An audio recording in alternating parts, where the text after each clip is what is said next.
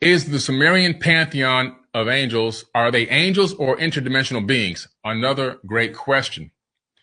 So a lot of people, and I do mean a lot of people, don't believe that the Anunnaki were actual physical beings in the flesh, right? In the third dimension. I beg to differ.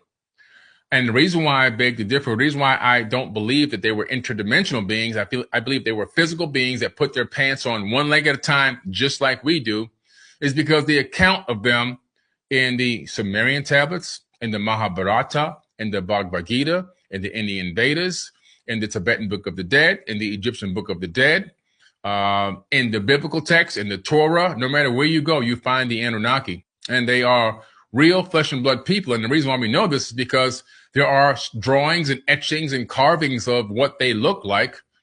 There are remnants of the structures that they designed to have built all over the world. They're called megalithic structures.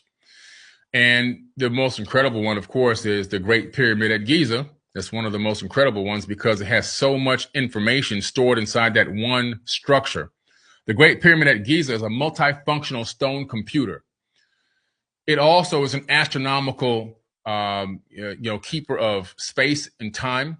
It can tell you the distance from the Earth to the moon, the distance from the Earth to the sun, the circumference of the sun, the circumference of the moon, the speed of the Earth on its axis, the speed of the Earth around the sun, the speed of the sun around the galactic equator, and the speed of our galaxy around the local cluster can all be calculated from the stones inside the Great Pyramid at Giza. If you then take a look from the sky down on top of Giza, where you have the three pyramids, including the Great, of course, you then can make concentric circles going around, which create a diagram that connects to the local temples and pyramids there within the Giza Plateau. When you take a map from NASA of the interplanetary solar system, that's the sun, Mercury, Venus, Earth, and Mars, and you take that diagram and download it from the internet and overlay it scale it up, scale the image of Giza down and overlay it on Giza, it's a perfect match. You see where the planets are, their orbits, and you can even tell the astronomical units. In other words, the distance from planet or moon to planet right there within that diagram. A perfect match. Giza is a perfect match of the interplanetary solar system. Incredible. And so on top of it being a power generator and so many other things, it's a real incredible site. But again, all this is done by high technology and advanced beings, in my personal opinion, that walked in the actual flesh. You see accounts of them in the Bible, having sex with women, having sex with men. You see them in accounts in the text from all over the world, going to battle, going to war. They put on military gear.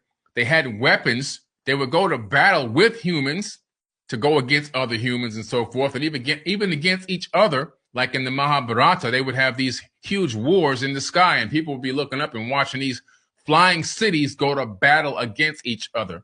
So in my personal opinion, it just doesn't sound interdimensional at all. Now, what is interdimensional according to an account in ancient texts would be from the Nag Hammadi scripts, where they talk about two specific beings, one that kind of almost looks like a reptilian being that has the capability of phasing out of our dimension, and it somehow attaches itself to people and tries to remote control them according to these texts. And then another one which looks like a description of a gray alien, which has also that kind of a weird capability, but that both of these beings are actually archons that suck the life out of people through their emotions, that they generate fear and distrust and anger and envy and war. And in some weird way, multidimensionally, they're able to eat that energy, that low frequency. And so that's talked about in the Nag Hammadi. But the Anunnaki themselves, I believe that they were flesh and blood people. Great question there. By Compendium of the Emerald Tablets by Billy Carson.